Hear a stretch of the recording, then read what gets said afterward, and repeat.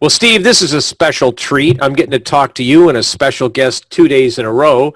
It's now the third day after the World Speed Shoot, and we've got another special guest. Why don't you tell our listeners who that is? We've got Jake Martens with USPSA. How you doing, Jake? Good. How are you guys? Great, Jake. Thanks for being on the podcast. So to clear up, Mike's the president and Troy's the director of NROI. For all our listeners, what is your official title? I am the director of media and events is my official title. That's what it says on the business card I pass out. So what does that comprise? I mean, I know, you've got, what is it? Every other month or once a quarter, you've got Front Sight.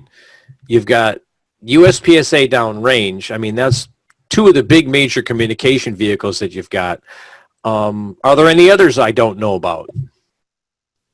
So there are 6 issues of the USPSA magazine Front Sight, and a 7th, which is the annual, every year.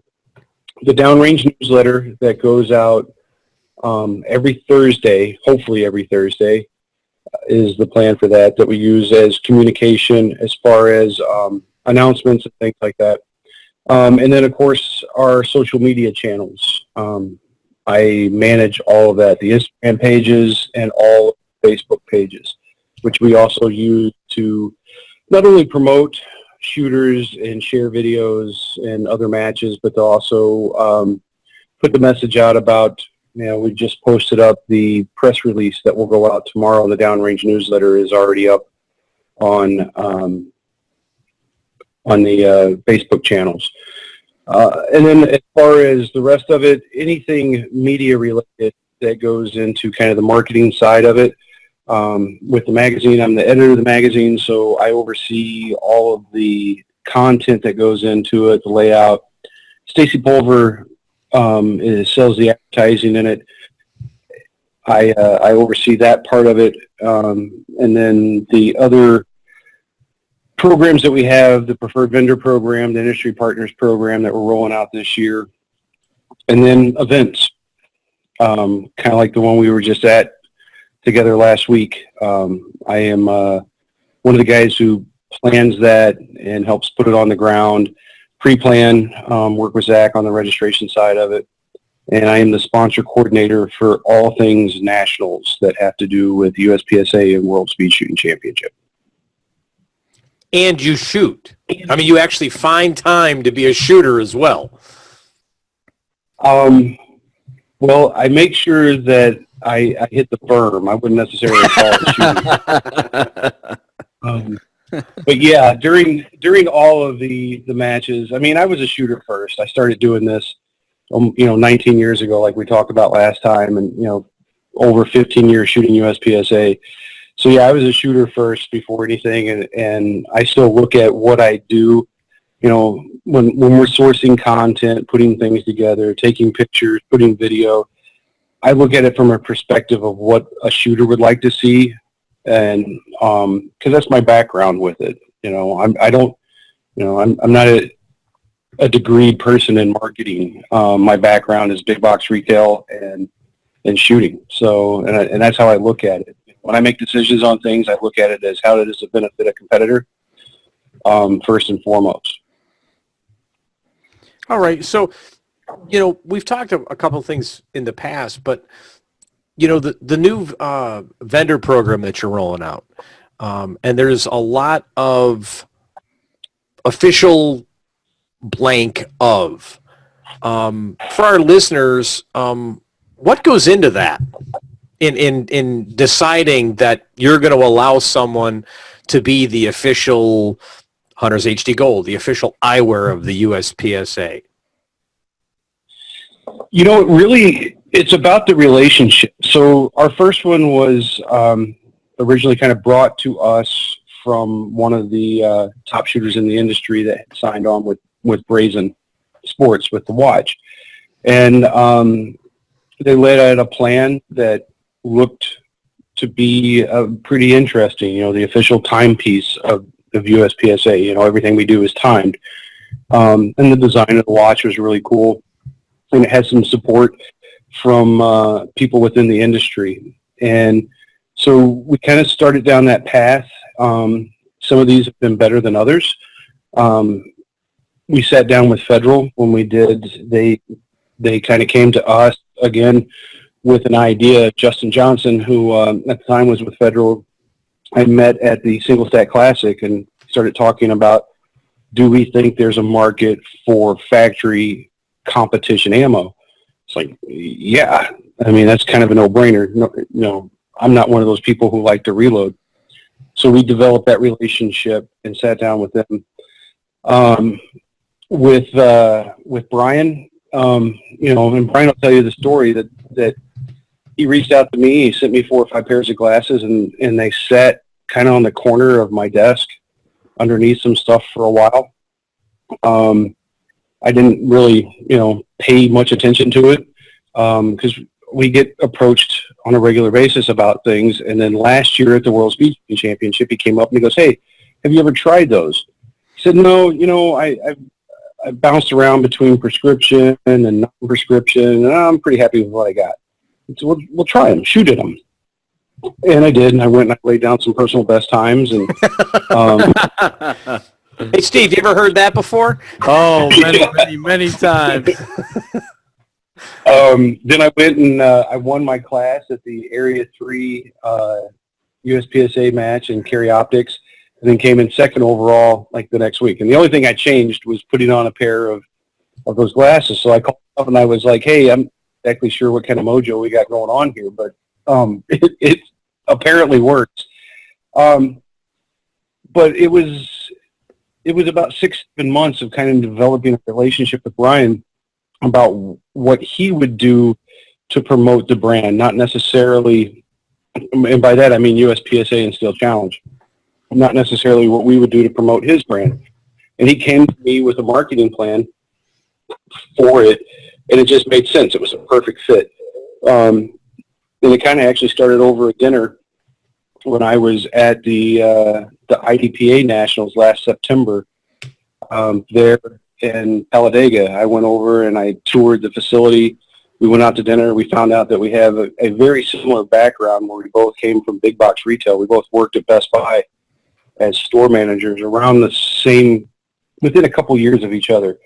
And kind of how we look at marketing and kind of how we look at how things lay out were very similar. So we kind of formed a relationship around where we were going to go with this, and we put a plan out in front of him with a dollar amount that he was basically going to purchase the licensing agreement to be the official eyewear provider of USPSA. But with that, Ryan goes like above and beyond anybody I've ever seen with the amount of content that he provides us at the matches that he's on the ground. Places where I'm not at, we get a ton of video and a ton of content that he provides us back during and after the match. And it's been a great relationship for both of us.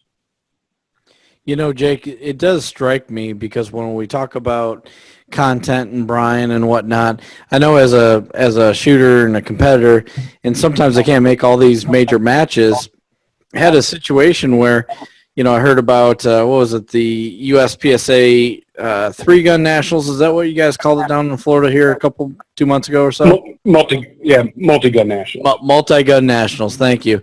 And it was really cool to see him live broadcasting the award ceremony.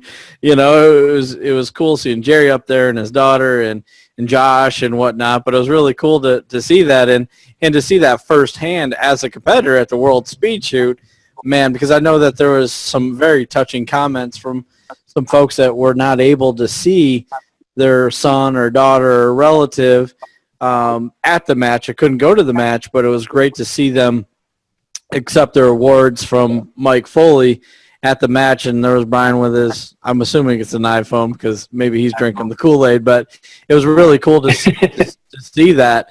So that just talks to the additional added value that somebody like Brian offers. He does a great job with it too. So it's pretty interesting for those of you out there that want to learn a little bit about marketing and how to get your business up and going.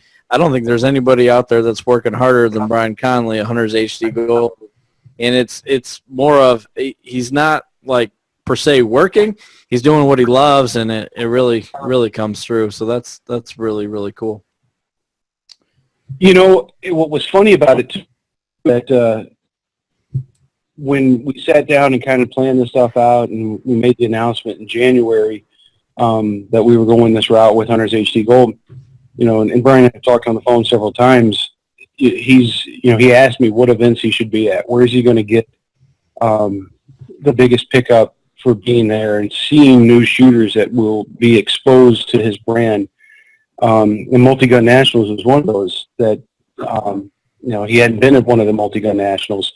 And he had a great week of sales. He had an amazing time seeing a different type of shooter that he had not been exposed to. Because multi-gun guys, I mean, they go all in. You know, he wasn't used to that, and it was a great eye-opening experience for him. And then the conversation afterwards is like, all right, I need more places to go. I can't keep going to the same places. Where am I seeing new people at?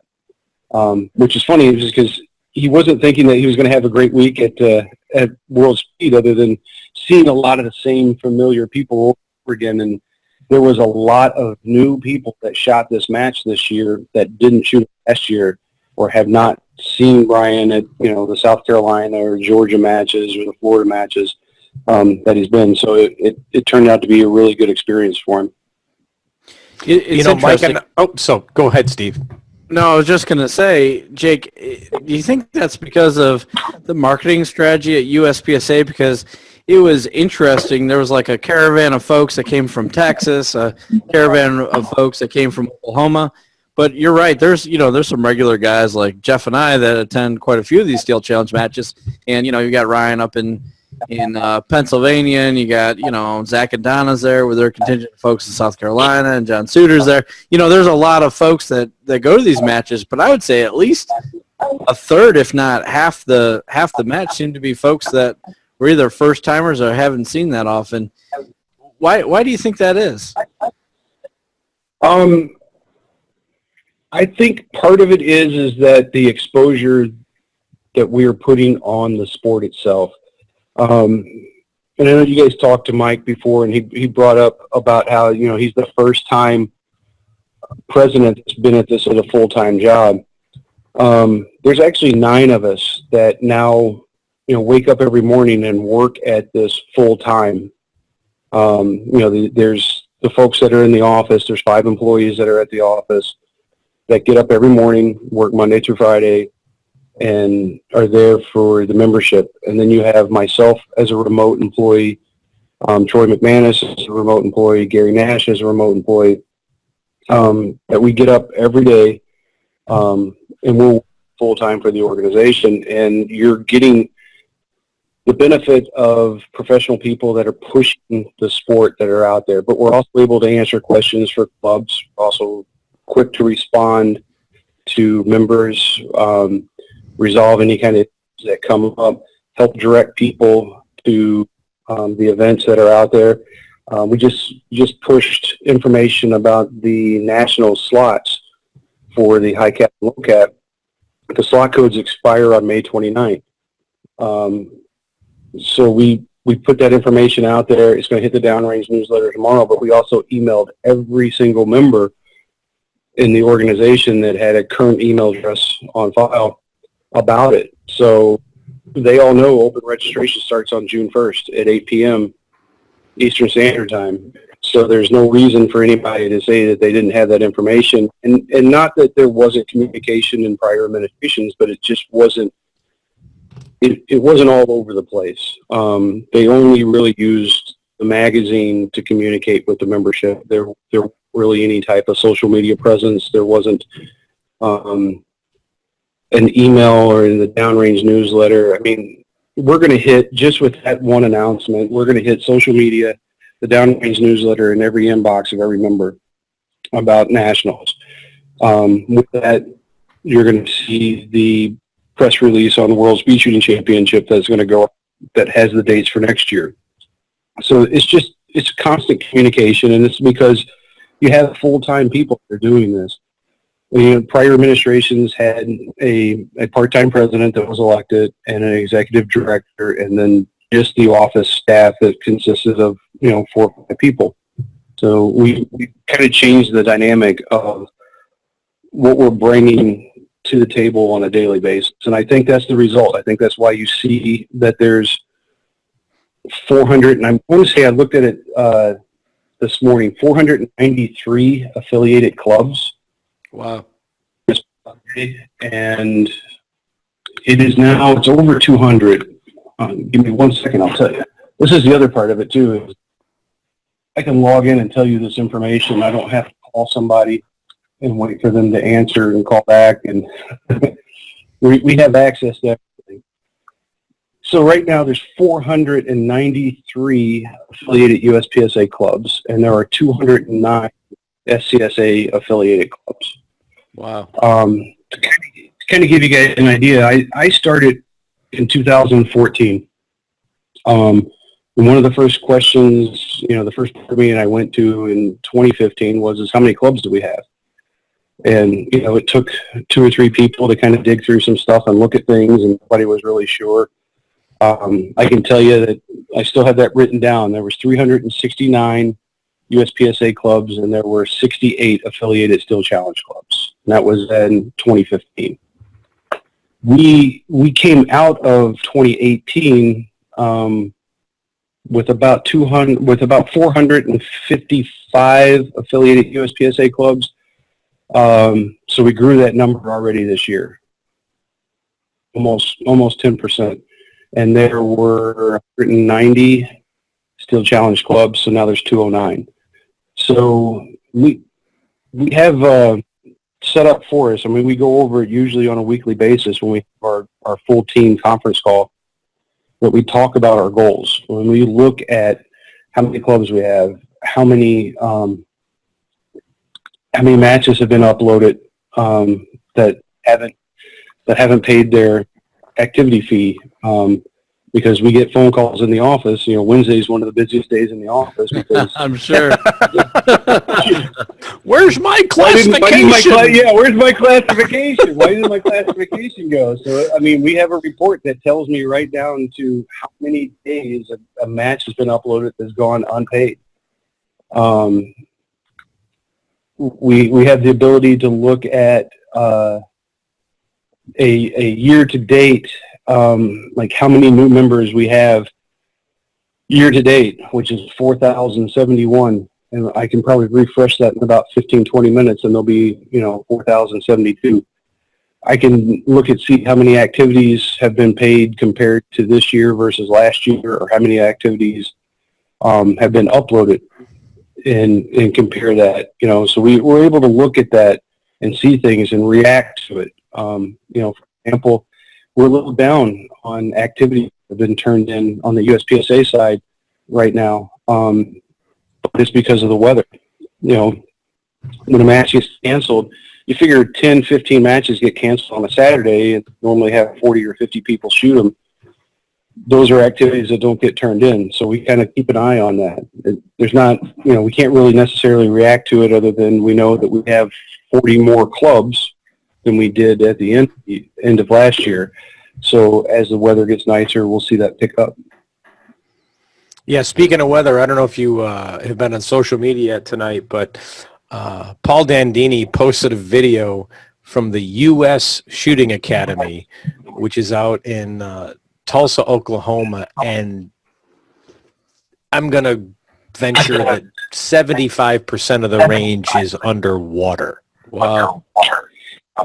It's a beautiful facility. I've been there quite a few times. The first time was in 2008 for a Pro-Am event, the first Pro-Am when Phil Strader had brought it back.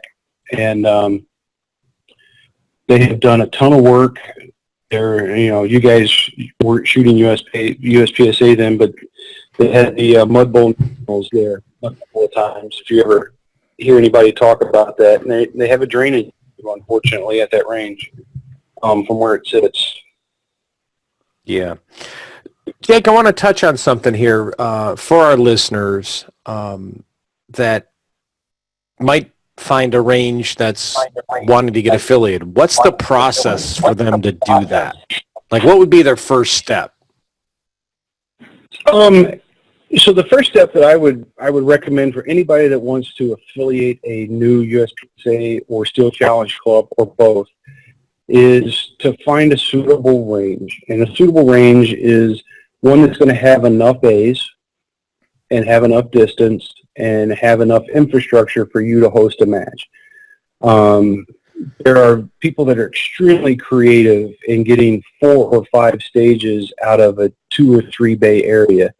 Even indoor matches that can turn an indoor range into 3 or 4 different stages where people shoot on a Tuesday or Wednesday night.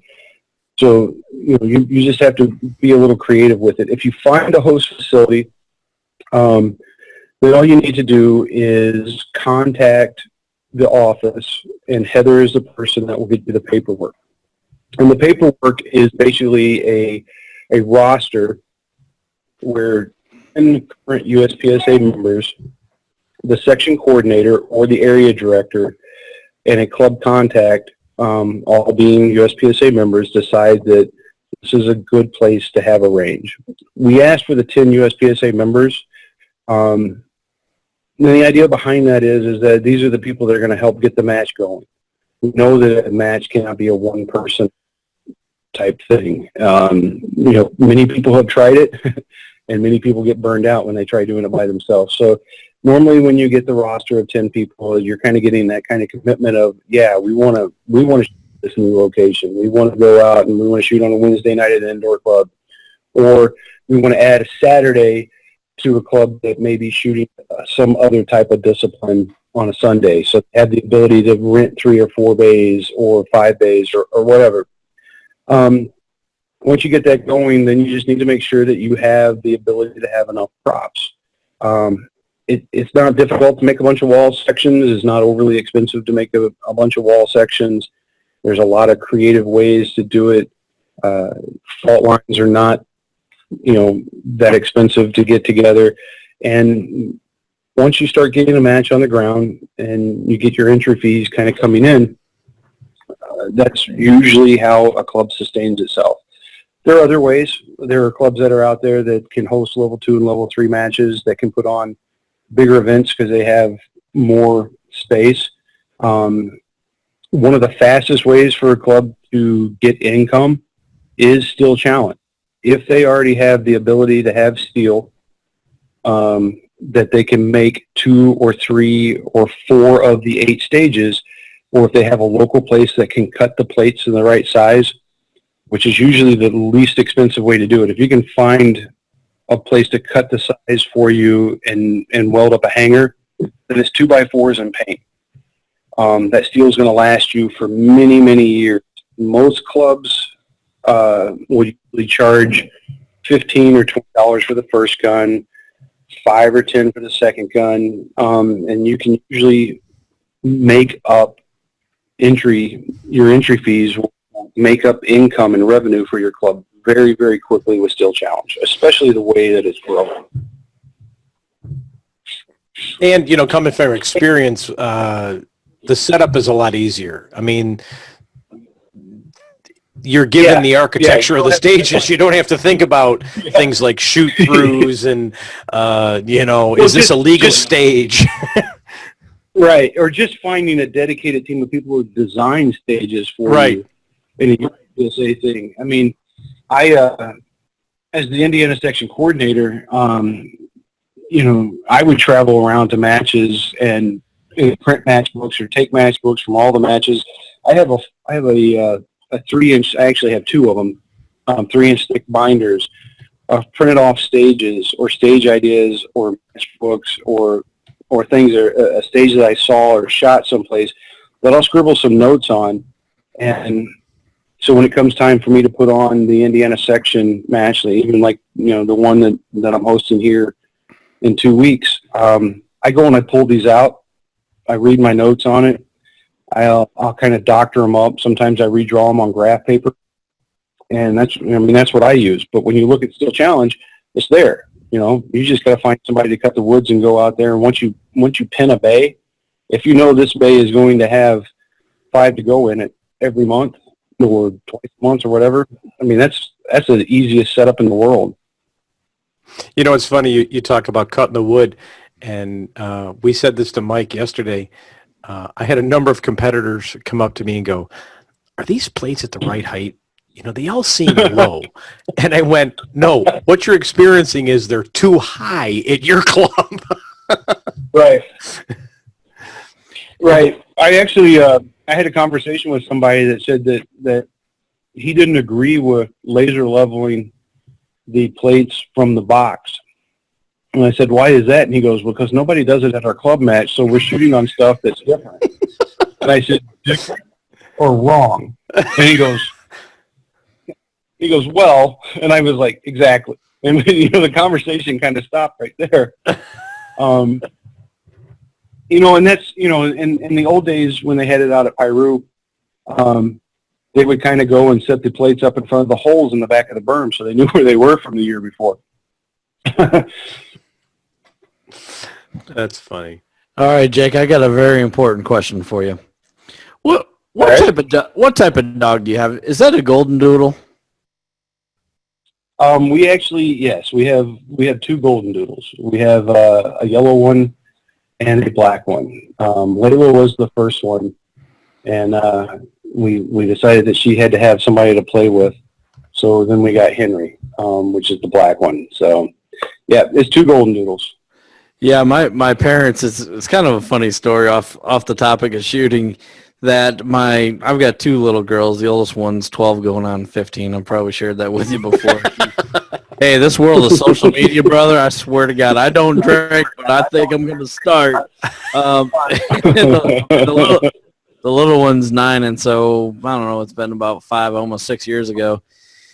Santa brought each one of the dogs a little Maltese dog, a little puppy, and I call them puppies today because I think they're about 5 or 6 pounds. And then my dad, but my dad's always been an animal lover, and so they had a Saint Bernard while we were growing up that had more personality than most people that I know. And after she passed, it was a lot for him. It was like losing a family member, and so my dad did some research on some dogs and he ended up with a golden doodle, and man, is she crazy. I swear to God, man. She's a great dog, but man, she's just extremely hyper, and my dad, he's, "Oh yeah, she'll grow out of it. 6 years later, yeah, she's nuts. No, Layla's 2 now, and yeah, we thought she was going to grow out of it. Nope. No. That's why we got her companion to play with. That's right. Jeff, do you have any dogs? You don't, do you? I actually no, but I will soon be living with 2 pit bulls that are about 50 pounds each. Oh, before you gave the weight, I thought you were talking about Steve Lentz and Greg Kierce, but No, Lentz is a bull mastiff. Come on. now that we're completely off topic. Yeah. Jake, do you know Steve Lentz? Not very well. I mean, I've met him, but Oh yeah. The first time I think you see people on social media whatnot. He didn't have a picture of himself, and I was shooting I think it was the Area 6 Steel Challenge match. And here's this guy, kind of walk up behind me and goes, "You Steve Foster?" I turned around and I went, "Oh, I did this." Yeah. You look like freaking Goldberg. I'm like, yeah. You're wondering who you owe money to that they just took their guy off. Nah, I'm just borrowing his jersey, man. Something I can help you out with. So, Yeah. Anyway. So let's talk about. He did an awesome job working the match too. He was a new RO this year working it. Yep. Man, he is fantastic as a person. If you guys don't know Steve, he is an exceptional shooter, throwing down some crazy fast times. And, There was some exceptional ROs there, but Steve was definitely one of my favorites. He's calm, cool, collected. He's got a pretty good cadence to him. He's not one of those guys trying to give you a 1-second beep or short beep, and give you the long dreaded, which seems like a 10-second beep either. He's fair, consistent, Yeah. and he's absolutely a pleasure to shoot with for sure. Yeah, it was, I had him. He ran me a couple of times through the match, and the pros in general. I mean, there are some folks there that I met through working. They worked the match last year. The Kudos from Louisiana, Gary, Barbara, that were there, and just awesome people. Steve Wright and Jan Wright that are up here that I see all the time that came down and worked. First Thibodeau that was over there. You got Annette and Elliot Iverson. Just, it's a family reunion. But then there was a bunch of new ROs that were first-time ROs at this match.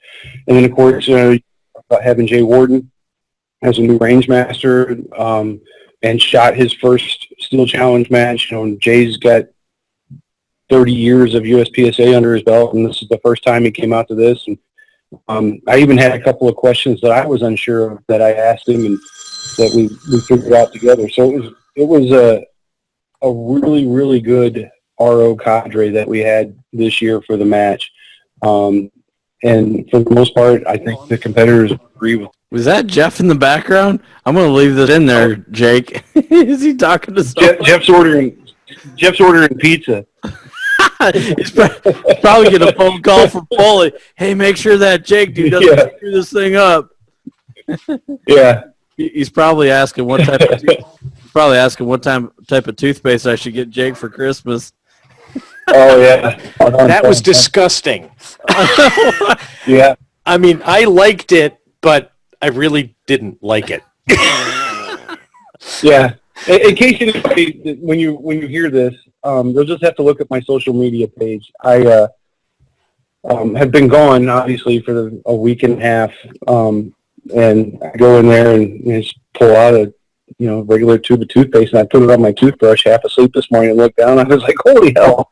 Yeah. It was some new charcoal-infused black tar. I mean, like I said, it looked like the stuff that we repack your front wheel bearings in your truck. It was horrible. Hey, So I had to go and buy a new toothpaste. But it worked. It worked for Kim Kardashian, so it must be good for you, right? Is that what the wife was thinking? Yeah. That's crazy. Yeah. Yeah, my first thought would have been, somebody went to Spencer Gifts and bought the joke toothpaste. It was Crest. Yeah. It was rough. Yeah. I called my wife and I was like, what are you doing to me? So, that's what I get when I don't go to Walmart to buy my own toothpaste. Luckily, I have my pre-packed travel kit ready to go, so I was able to change gears. It was probably more of a reflection of you being gone for a week. That's what I'm thinking, but I'm just guessing. Yeah. Well, Jake, to get back a little bit on the shooting side of it, it was announced this week at the match, and then right after that, next year's World Speed Shoot is going to be back at the CMP, which I think is great. But I'm sure that decision that the process didn't start this weekend. I'm guessing you guys have been working with them to solidify the dates and make sure it's all going to work out. Are you doing the same thing on the USPSA side? Because I don't think Absolutely. Are we going to hear at Nationals, right after Nationals, where next year's are going to be? I actually, I started working on a calendar for 2020 back in February.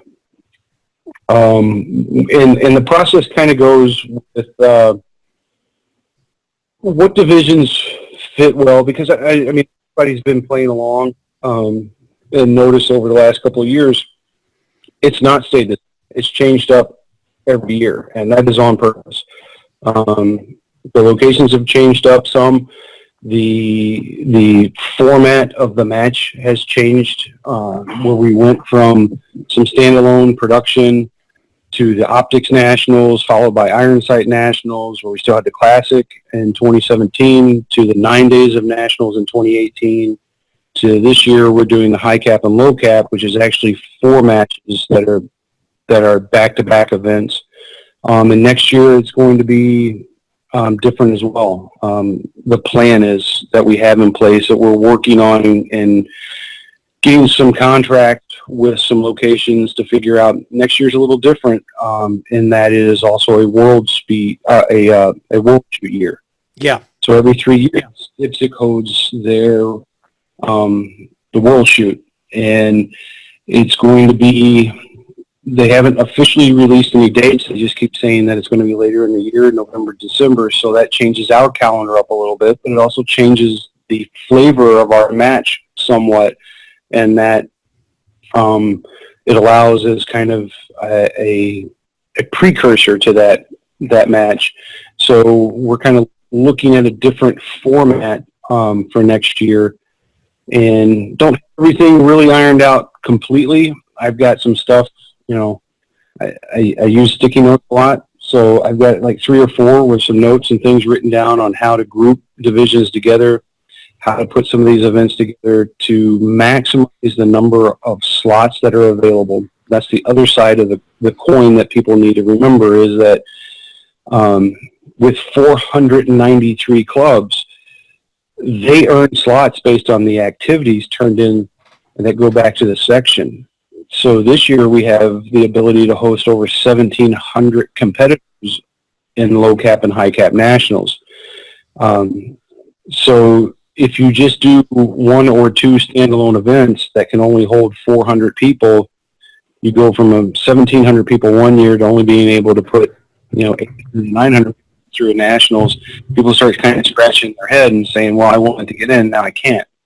So the events have to accommodate as many slots as we possibly can get through the earn process, which is based on your performance at the previous year's nationals and area matches, and then the activities generated from your clubs through the section to get more slots to the sections to pass out to the members there to get to nationals. So that's kind of how it goes. What's our max capacity, and how do we divide up the divisions, and then where can we put them on the ground? So we know that we have a great relationship with the Universal Shooting Academy and Polk County in general, where they have provided not only the discount tickets to all the cool amusement stuff that goes on down there, but they also have paid for the awards bank and the facilities there, which they are looking at doing again in 2020. So there'll be some event in Florida. We know that Multi-Gun Nationals is going back there. We know that World Speed Shooting Championship is going back to Talladega, and there'll probably be something else that will end up back in Florida, and something else someplace else, to be determined. How's that?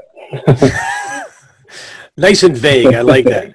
Well, you mentioned the IPSC Nationals, and, I know every year it's held at the Universal Shooting Academy. I just went over there and looked at it, and Troy's the range master. Do you guys get involved much at that? I mean, the United States Practical Shooting Association is part of IPSC as a confederation member, correct?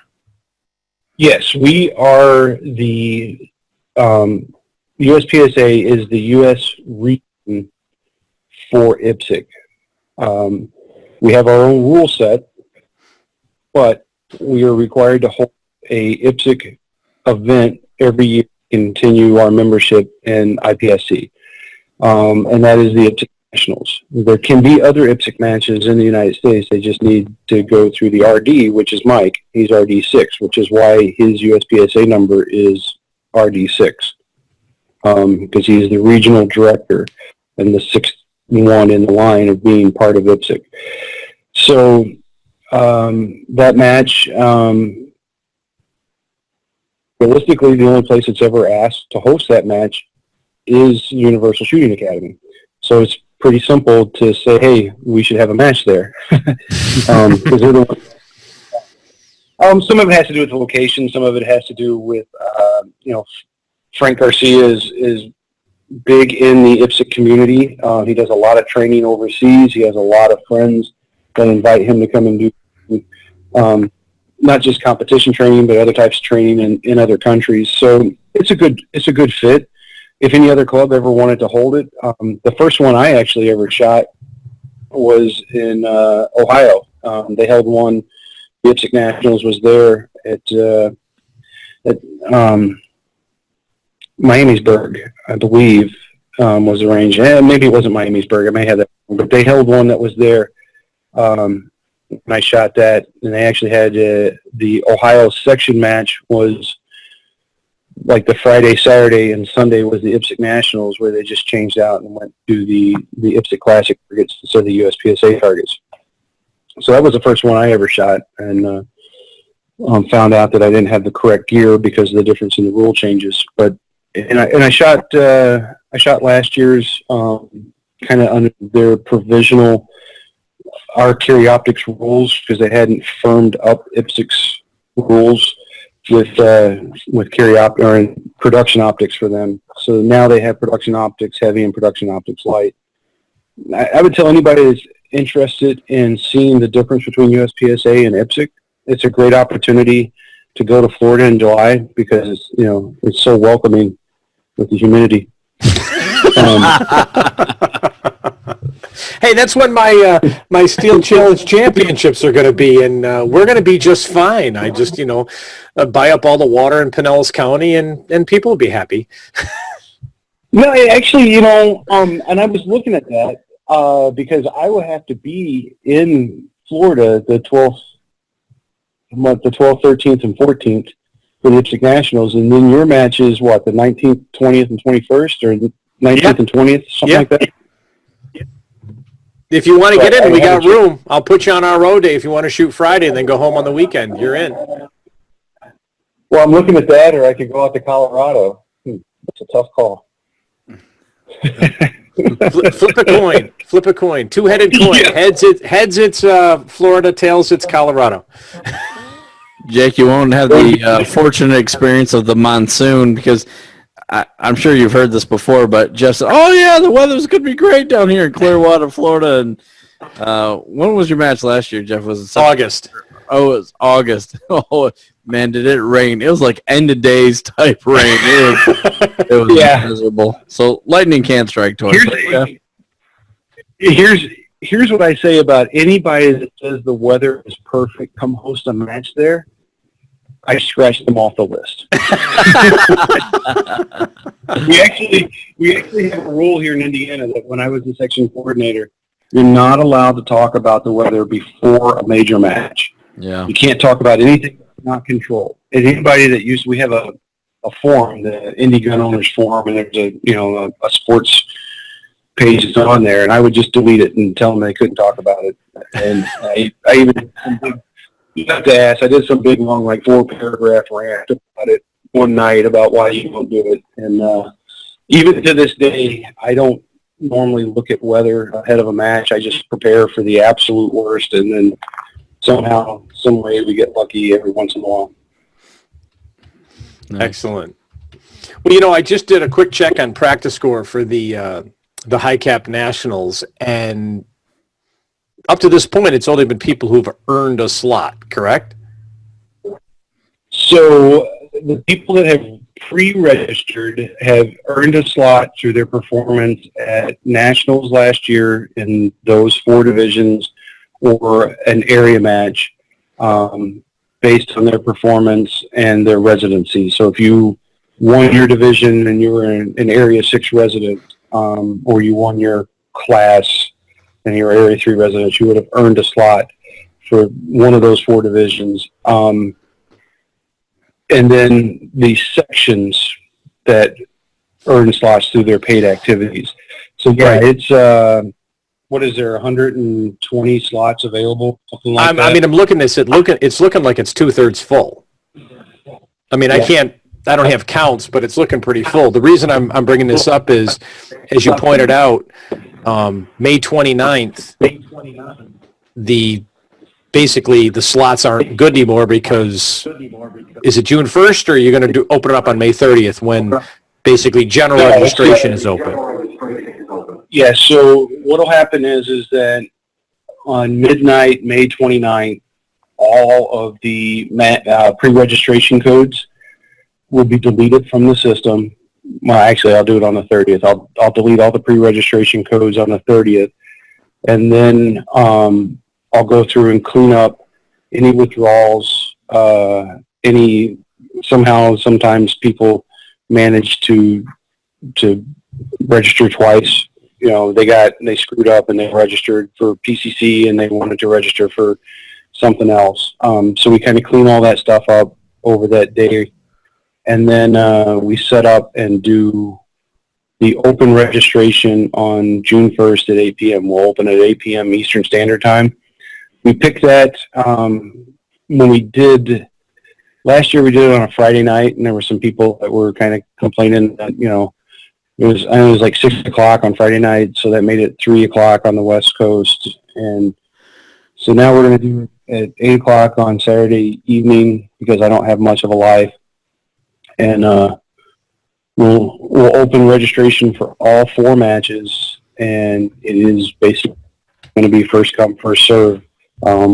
They'll sign up, they'll pay with a credit card, and as soon as we see it, there'll be myself and 3 other people that are watching all the matches that will approve them so they can squad. Squads are maxed at 12. I believe that Open and PCC and Limited and Carry Optics will probably fill up within minutes of registration opening up. The low cap nationals, the production L10, single stack, and revolver, there are more availability, not a ton. Looking at it right now, production and L10's about half full. Single stack and revolver has quite a bit of availability still on it, and those will probably fill up over the weekend. But high cap nationals, the first one is open in PCC. As of right now, there's only 120 available slots, and in Carry Optics and the limited division, there's only 119 for the open slots. So it's going to be, it'll be over quick. Yeah, yeah, yeah. But then people will be able to wait list. Once they wait list, we go right in as soon as somebody withdraws, and there's always about a 10 to 15% drop out of the match. People's lives happen when you sign up this early. They're signing up in June. Some of these people signed up when we opened registration. The original registration, pre-registration was in March. So their gun breaks. They no longer are interested. You know, they got excited the night that they got in when they first signed up, and now they have a baby due later on. So, you know, things happen. So there'll be fallout. Usually it's about 10 to 15%, and you can get on the wait list, and we just go down in order of signing up on the wait list. You'll get an email that says, hey, you got 48 hours to sign up, and if you don't, we remove you from the match, and then we go to the next person. Super. Well, hopefully that match is going to sell out, and everybody's going to have a good time. I was hoping to get out there, but you know, we talked about it earlier. You know, time and money and effort, and they all have to line up to be able to make a match, and that one's just I'm going to have to pass. But I'm sure it's going to be a good one. It's yeah, we started stage planning, day planning. We took a trip out there in May to the Magnus Cup, and were able to see all the props they had in use, what was going to work, what wasn't going to work, and started taking notes, range diagrams, you know, even going around taking pictures of wall sections and all of that. So we're going to start working on everything. I think the plan is once I get done with the SNS 400 match, I'm home for about 2 or 3 weeks to start plotting out more details. But that's how it goes. It's not a last minute thing. It's a lot of planning. It's a lot of communication back and forth. We divide up a lot of things between the team. Troy's in charge of staff. I'm handling all the sponsors and kind of on the ground coordination. Gary's setting the budget for us and letting us know how many barrels and malls we can buy, and Mike is helping approve part of that process. We go over the stages with him as well. So it's a full team effort. It's not just one or two people that are here doing it. I mean, even when we were out there, we were touring places to hold the award ceremonies that can fit, because the back-to-back format, we know that we end later in the evening, so most people that shoot the second match are going to stay there, so we know that we need to be able to accommodate 500 to 550 people for an award ceremony. So you don't want to do that at the range. That's no fun. And not every place has a beautiful facility like we had at CMP. So we have to go and find those and get quotes and get caterers and all that stuff. So, Jake, you mentioned... Speaking of the award... Go ahead. So, and that was one of the things that you guys had brought up about at World Speed going live. We've actually kind of outgrown the room there at CMP from having the awards on one side and then the prize table on the other side. So we've kind of maxed our space there. We're already planning on how we're going to do that next year. But going live, there was people that once they saw they didn't have a seat in the room, they were standing out on the sofas, sitting out on the sofas or outside on the patio area watching it, which I thought was kind of cool. Yeah, that was a packed room for sure. It certainly was. And it was a lot of smelly people after being up in the Alabama sunshine. Oh, man.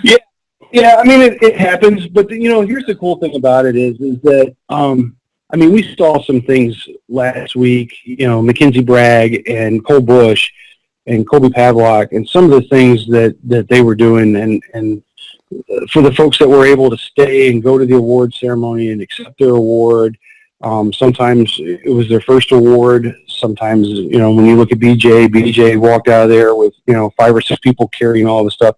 It was a little disappointing that not all of the pros stayed for it to receive their awards. But my hat's off to BJ for being there and staying, coming in when he did, shooting all that he did and staying and receiving his awards. And I know some of those guys had some other prior commitments that they had to get to, but it's a really good example, except for those kids that were there receiving their first, medal or award and then walking the prize table. So I was really, really happy with the way that it turned out, and to see the folks that did stay, that took the time, that took their picture, came up, shook Mike's hand, and then 15 minutes after that, they're out in the hallway over there with their family getting pictures, and I'm getting tagged on Facebook stuff within 15 minutes. Please share this over. So it was really nice. It was a great event, I thought, on that side of it. But yeah, we realized that, we kind of walked out, scratch your head going, how are we going to fit, now that we've opened up that second flight on Sunday because of the way the schedule is, how we're going to fit more people in there. So we're already working on that now with the folks there at CMP. Yeah, you bring up a great point, Jake, about BJ. He's a class act. For those that don't know BJ, he's kind of a quiet guy out on the range, but I've got a lot of respect for him. And I do know folks do have other commitments and whatnot, but BJ is the one consistent that's a pro that, at least in the centerfire realm, which seems to be shrinking at an expeditious rate in Steel Challenge, but he sticks around and he gets his hardware, and he's a consummate professional. But you're exactly right. When it comes to, Ethan walking out with 5 massive trophies and Cole Bush and Mackenzie, I still think she's smiling ear to ear. I don't think she stops smiling ear to ear. And, it's just really cool to see them get a really awesome trophy. And I'm not sitting here saying that people didn't appreciate the prize table, but for a lot of these folks, the $20, $30, gold cup meant more than the awesome prize table. And by the way, I have to compliment whoever was in charge of the prize table this year. They did an absolutely fantastic job. I wasn't too high on the centerfire prize table, but the PCC prize table was very nice, as well as the rimfire prize table. He had a small gun manufacturer, CWA, which I think single-handedly put the one largest donation on the table. So that's really cool to see. And companies like Volquartsen and Glock always stepping up. I mean, and we had a newcomer, Tipman Arms out there. So it's great to see a lot of these folks that are reinvesting back in the sport. I think it went exceptionally well. Yeah. So the sponsor coordinator, that all falls down to me, and we put a menu together for this year that's on the USPSA website. So I sent a menu out to all companies that basically said, here are multi-gun nationals, world speed shooting championship, high cap and low cap. Here is the menu. Here's your opportunity. Where do you want to plug in? When it came to the world speed shooting championship, coming out of multi-gun nationals, which was in 1st of April, I was concerned that we were light on the prize table, and did a second re-effort of sending out emails. I don't make a lot of phone calls, just because those people get bombarded with stuff. I put the menu out in front of them. I put the ROI for them, and if they have questions, they contact me. Tipman Arms was one that called me. They're actually here local to me in Fort Wayne, Indiana. I'm here in Indianapolis. Came down, met. This was their kind of sticking their toe into the deep end of competition shooting, and I believe Chris from Tipman Arms was blown away with with what he saw, and how everybody reacted to going over there and playing with the full auto 22s that he had, and just his product in general. I know that talking to Dustin from JP, they had a very good response on the GMR 15s that they had with the ultralight barrel. Adrian came in from MBX. We kind of had the two demo bays that were over there that had 5 or 6 companies, and it kind of became the PCC showdown there by the time Palmetto State showed up with their Lead Star, and we had MBX and JP, and I was just, we just put a timer on everybody and let them shoot it.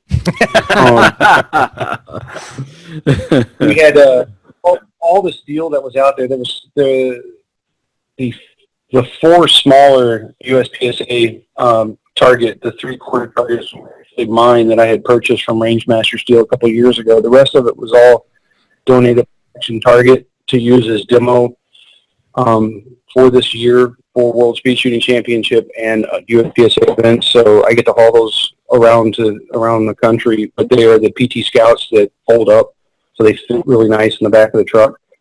So there's been a lot of companies that have come to us with wanting to get more involved. And that was the same with Tandem Cross being set up there. This was the first time that they came out to set up at this match. CWA, it was the first time that Chet had came out and set up.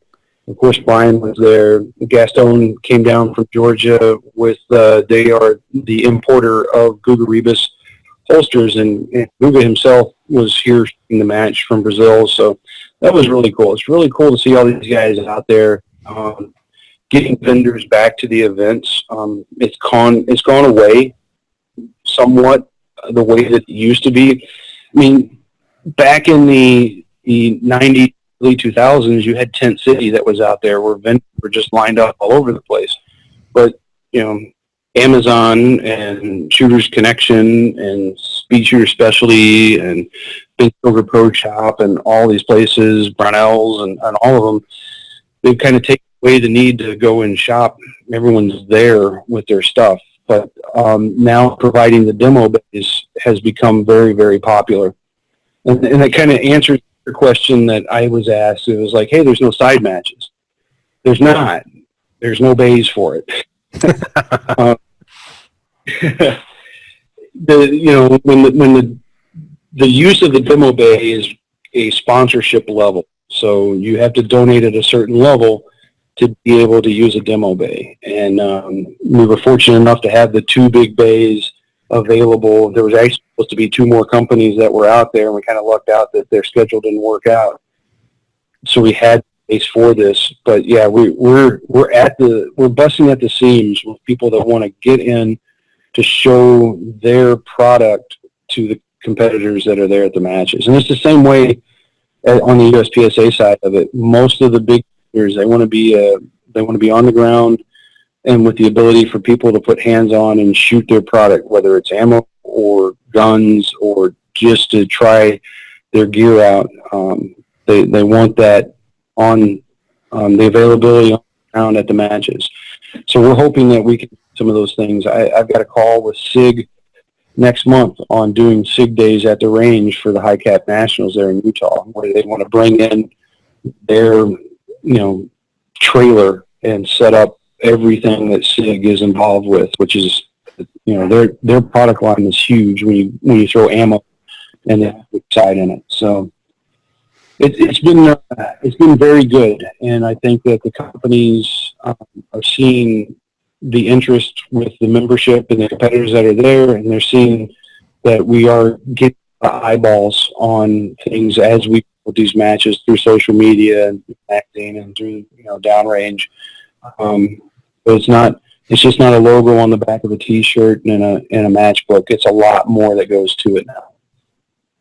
Yeah, if I get to vote, Jake, I really, really like the demo-based stuff. It's a great opportunity for people to get their hands on the goodies. The JP, the orange gun candy color. Everybody's, oh yeah, that's just a pretty gun. Then you shoot it, oh okay. Did you hear what happened with Larry?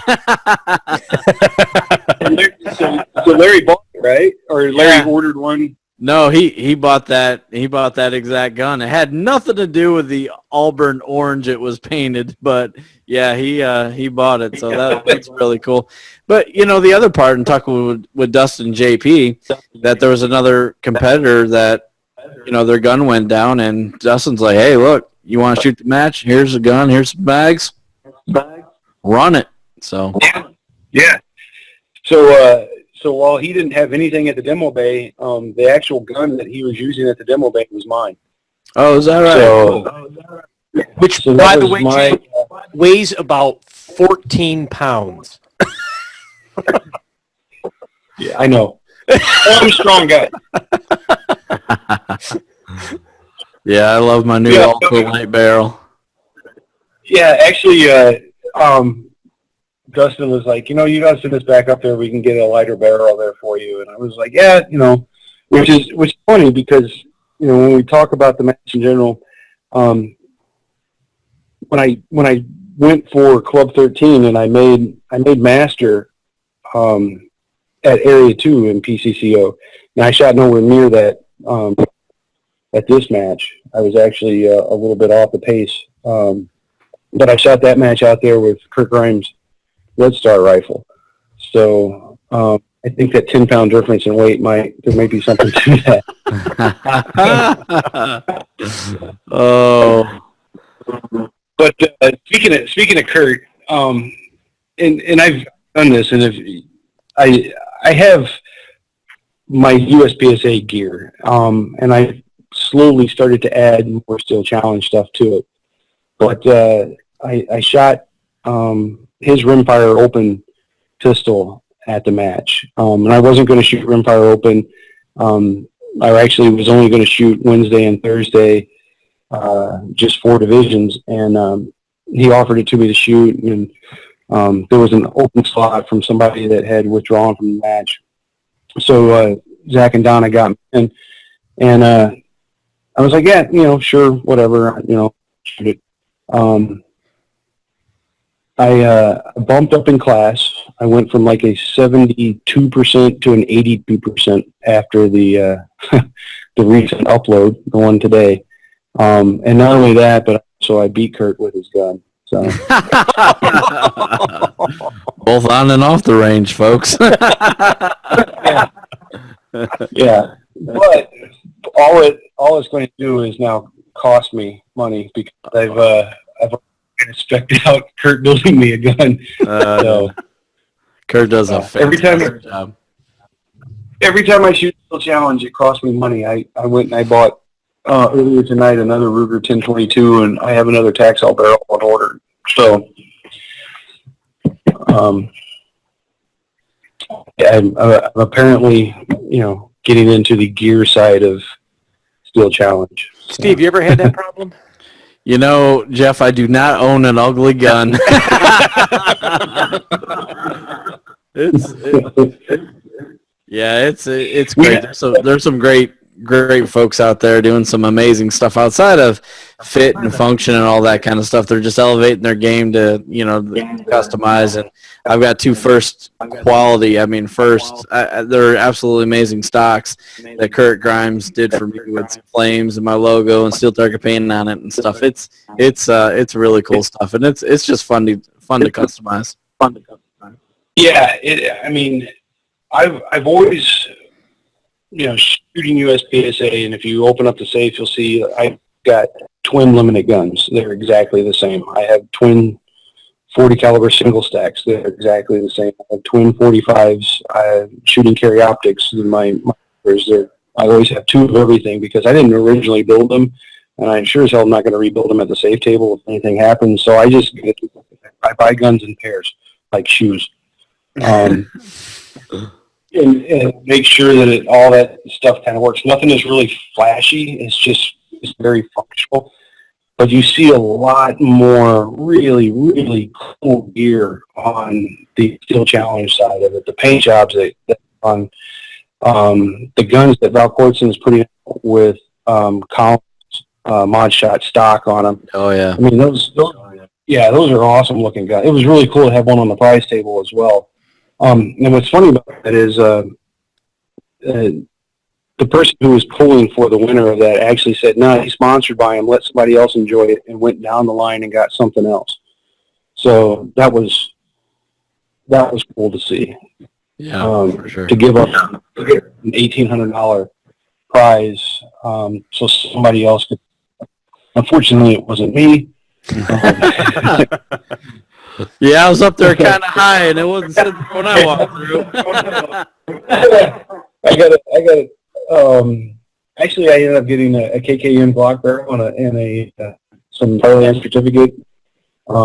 So there were, even where I finished, there were still some $150 value prizes. I think the lowest thing we had was around $65-$70, so a little bit more than half of an entry fee. As you went down, and the way the prize tables were for anybody that wasn't there is that there was a centerfire prize table that your lowest score in centerfire was your position to walk the table. There was a rimfire table and then a PCC table. So there's three tables, and if you shot in those three divisions, you had three chances to walk the prize table, which really equates to, I want to say the number was about 500 prizes that had to be put together to cover the amount of times people could walk there. So it's kind of a challenge to get that many prizes put together, but I think we did a really good job. We had some really good sponsors come through this year, and then at CCI bringing a whole of their new 22 clean ammos. We were able to take for 6 cases, 30,000 or 35,000, and kind of split that up into multiple 1,000-round sleeves that we could pick up. No, you guys did an absolutely fantastic job with the prize table for sure.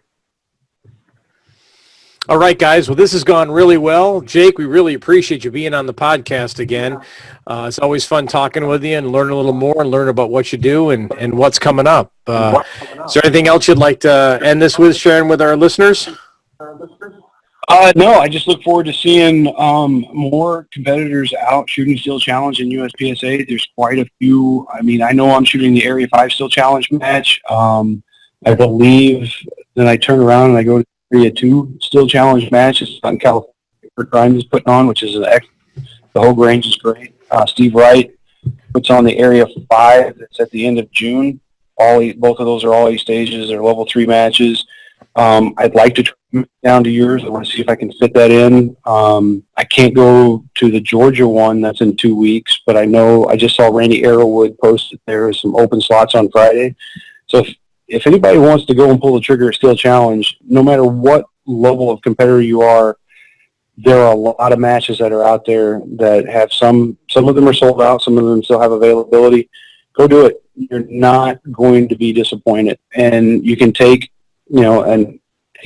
a 22 rifle or a 22 pistol. You can get a very inexpensive red dot, and you're out hitting steel and having a lot of fun with it. And I really encourage people to go and try it. I'm glad you said that because, Zach Jones and I, we love that hashtag dots rule. Yeah, it's not just for old guys like us who can't see anymore. All right, Steve, any closing thoughts? No, just really want to thank you, Jake, for your time tonight. We really, really appreciate it. I know you could be spending your time elsewhere, and congratulations on a great World Speed Shoot Championship. It was a fantastic match. Thanks again for being out there. And everybody, if you want to order something from rangestore.net, use discount code STPodcast10. Good night, everybody. Good night. Thanks, guys.